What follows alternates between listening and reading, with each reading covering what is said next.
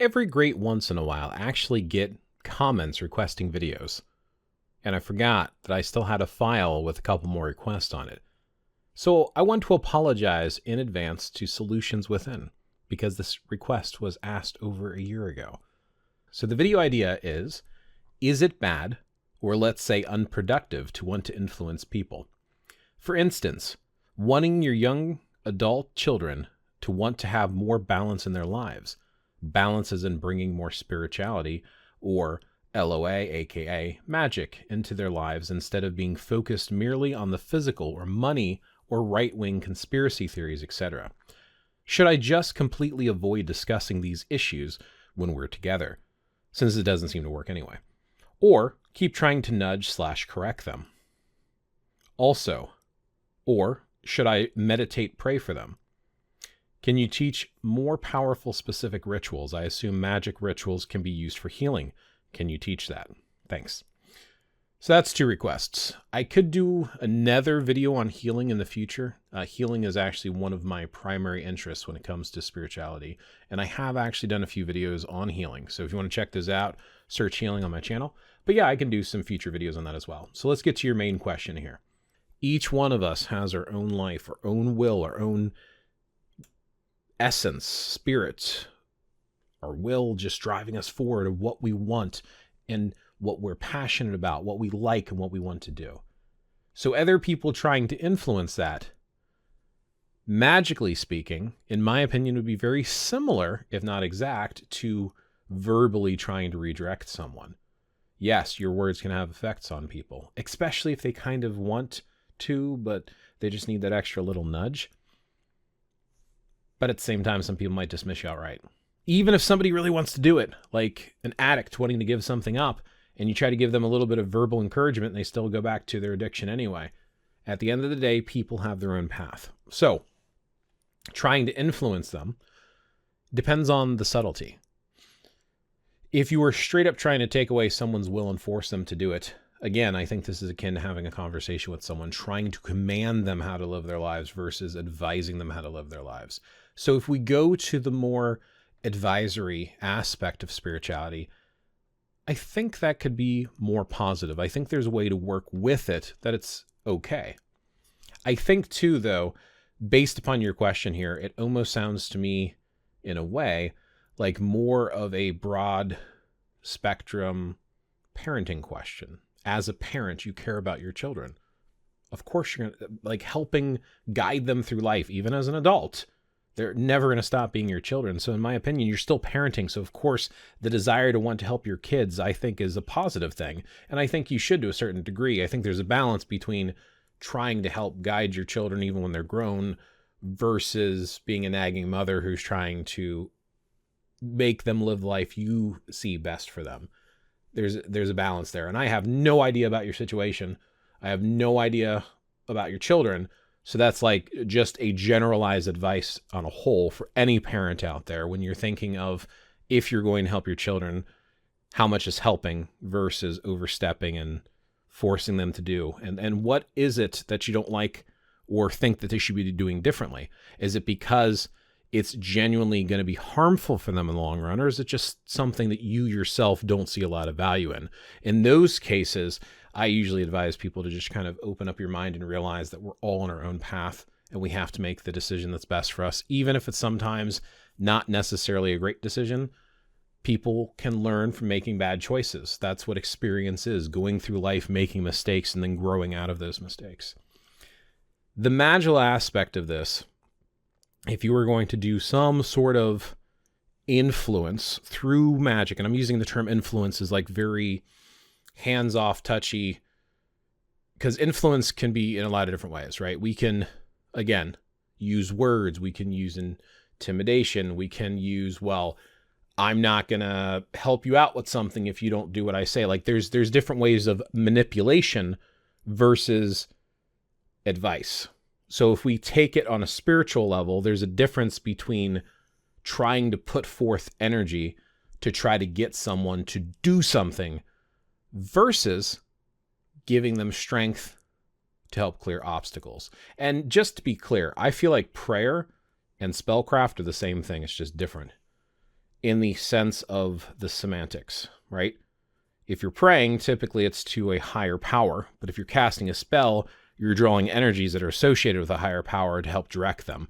So one is a little bit more structured, but prayer, to regardless of what you believe in, is calling out to get the assistance, where the spellcraft is more like a recipe. I would make it akin to prayer is like ordering food. Spellcraft or casting spells or using magic is like cooking food at home. That's the way I look at it. Ordering food versus cooking food. That, again, opinion based there. So what is it with your children? You want them to be safe. You want them to be happy. What's wrong with doing that? What's wrong with focusing your energy or your intent or your spell work or whatever you're wanting to use, or your prayer, to help them find their dreams and achievements, to be safe, to be protected? The positive love versus the forcefulness. There's a way to work with that. The end result might not necessarily all be 100% the same choices that you would make, but I think that's okay. In my opinion, I think it's okay for people to make up their own minds and choices on stuff. A lot of the things that you brought up, though, like being more focused on the physical and money and even the right-wing conspiracy stuff, some of that stuff is sometimes hard to get out of. And I can understand going too far down any rabbit hole, you can become obsessed, right? Material obsessed. Finances is more important than the non-tangibles in life. Companionship, love, family is much more important, in my opinion, than focusing on making that all-powerful dollar. Being rich and alone versus being stable and with a happy family. Obviously, you don't want to be poor and with someone that you love madly. You want to have at least the stability to take care of yourself and them. So helping them find that balance through being a mother or through adding a little bit of energy just to help along.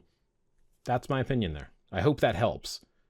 I don't know if you've thought about it that way, of looking at empowering your children and kind of nudging with advice, being there, support. Ask them to talk things through. Sometimes just getting people to talk things through can help them think of a new path, sounding it out alone.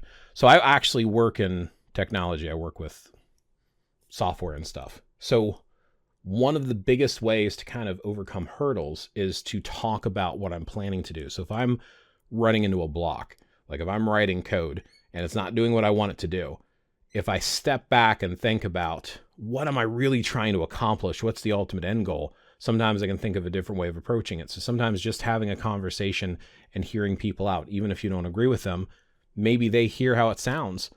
And then you ask questions, you dig in. Not to set them up, but just to really get them thinking about it. And then once people start becoming more familiar with just thinking about things regularly, they start potentially making either different decisions or more thought out decisions. And honestly, as long as they're more thought out decisions, it's kind of hard not to respect those. What else do we have here? Yeah, as far as like the spiritual thing, having more like spirituality or something in their life or even magic in their life, that's a hard one because some people just don't seem to synchronize or feel at home with the idea of things beyond the physical and tangible world. Some people just don't have belief. Some people, even if they have some belief, for example, monotheism and Abrahamic faiths are very popular in the United States. Not everybody goes to church. Not everybody feels the need for religion. And if they do believe, it's kind of a more general belief. But that's okay. That's the human experience. So I don't know if there's really anything to do there other than just offer the openness and realize that if you are offering to help guide them or to help open them up to this broader world of the spiritual, everyone has a different comfort level in how far they want to explore that. And at different phases in their life, they might be more receptive than others, especially young individuals. It's not all young individuals, but a lot of young individuals think they have all the answers. I know I did. Growing up, when I was a teenager, I thought I knew everything. I still remember a conversation I had with my mom. I was telling her about some of the spiritualities that I was getting into, and she actually said to me, "Oh, that religion you make up as you go along." I was very frustrated at the time. No, because it's in these books, all these Llewellyn books. I know exactly what it is. These authors know what they're talking about. And as I got older, I'm like, oh, she was right. I told her that a few times recently. She laughs at it every time, but it's true. Because of different stages in our growth and development, as people grow up, they're going to change their mind. So young adults can be tricky. Just trust that you raise them the right way, that they'll make the right choices, and keep that conversation open if they ever want to explore. I would be careful with the nudging. I've been nudged. As someone who has been nudged, it's frustrating, and I pulled away even more. I'm like, no, I got to figure it out for myself. Sometimes people just have to stick their hands in the fire to find out it's hot. I think it's just human nature. The meditation / prayer thing, like I said, 100%, I'm behind that. That makes sense to me. Again, if you take it from a positive supporting thing versus a controlling directing thing, guidance over direction, I think, can go a far way, and I 100% would agree that would be advisable to do. Again, opinion-based response, but I think it would be advisable to do.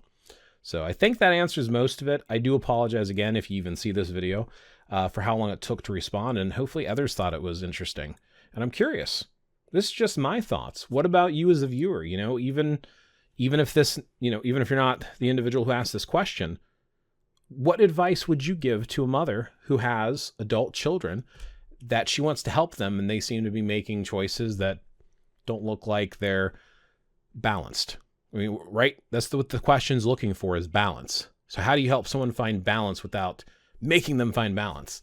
Because it's kind of an off-putting thing. If someone's walking on a balance beam and you don't think they're balanced right, you trying to force them to balance can cause them to fall. So what sort of advice would you give?